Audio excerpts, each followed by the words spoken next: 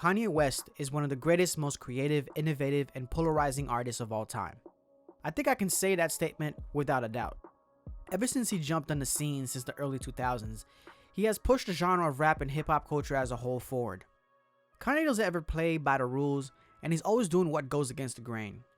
Whether it's dropping a backpack rap masterpiece during the height of the super macho gangsta era, or an aggressive Death Grips inspired project following his magnum opus My Beautiful Dark Twisted Fantasy, or voting for and supporting the equally polarizing Donald Trump, something that was seen as socially irresponsible by many of his fans and people of his culture, Kanye has always done his own thing, and what felt natural and right to him.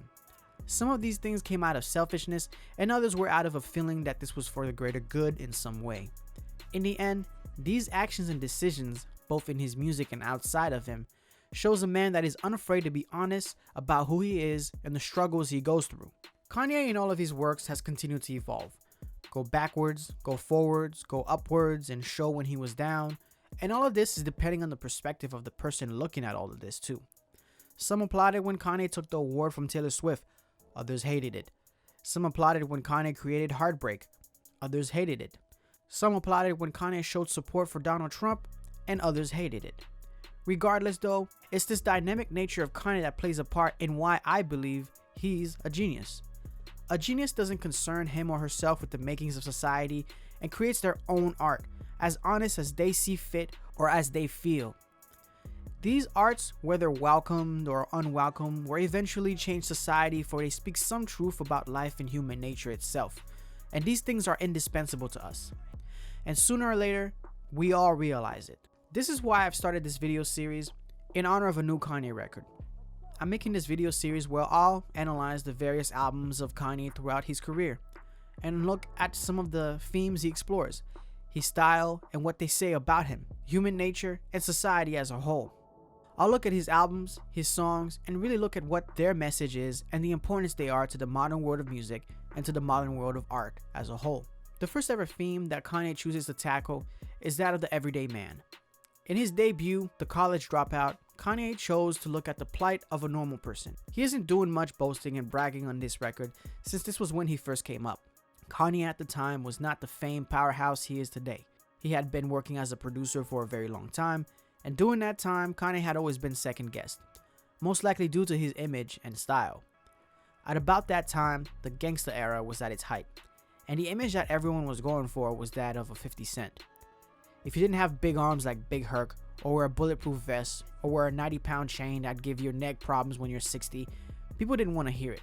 But Kanye didn't care about this. Kanye came in as the greatest antithesis of this. When the world said, "Give me a gun-toting, violent, aggressive, in-your-face, drug-dealing ass, thug-ass nigga," Kanye said, "Teddy bear." Kanye chose to put aside the street side and look at things more humbly. He covers the woes that the working class man goes through, the hypocrisy and mostly idiotic system of college, the shitty jobs that people work at, and the everyday woes and pressures we all face. Kanye dives into these topics full steam, and these songs still hold true to today. In songs like All Falls Down, Kanye talks about how a girl who has no idea what she's doing in college. This girl goes to school because it's expected of her, nothing more. The major she picks isn't going to make her a lot of money, but she still stays in college because this is what her parents like. And the concept of college is much more secure and much safer. She ends up not doing much with her life though. She stays in, graduates, and just works at a hair salon, cause it's enough. And her baby daddy doesn't care. She has a daughter who she names Alexis after an expensive car she can't afford. She's addicted to shopping, and she's got a lot of baggage to deal with. In this verse, Kanye gets at the truth that is true for many people today. Though this is from the perspective of a young woman, which speaks a lot of the reality a lot of them face, there are other elements to it that are universal to everyone.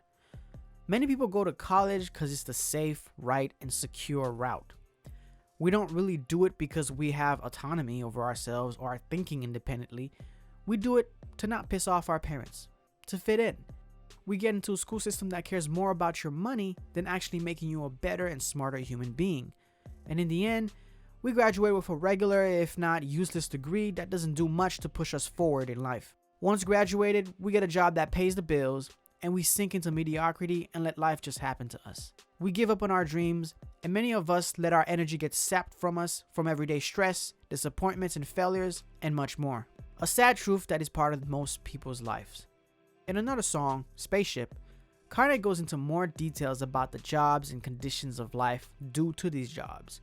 So Kanye starts talking about a crappy job he works at, slaving away and not getting much in return. He's frustrated with his work and the disrespect of the manager, to the point that he wants to fight this man. They mistreat him and use him as they see fit. He's no longer a human being to them anymore, just a commodity, just another tool. Kanye is alienated from his work and he finds no joy or fulfillment from it, to the point that he begins stealing from them since he's not given fair compensation and he's constantly being used like a tool. Again, this verse can be relatable to most of us, if not all of us. We slave away at minimum wage and unfulfilling jobs just to get a paycheck. We stay out of trouble, avoid committing crimes, and try our best to fit into society in the right way, but don't get much in return. These jobs use us as they see fit. It matches well with what Marx critiqued about capitalism. We work and slave at a job and we become alienated from it, meaning we have no connection to it and no love for it. Our work is not our own. Our work doesn't represent us. It represents some larger company or corporate entity.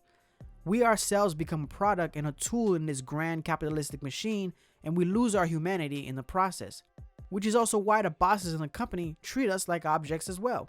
In these verses, Kanye takes a look at the plight and woes of the average individual.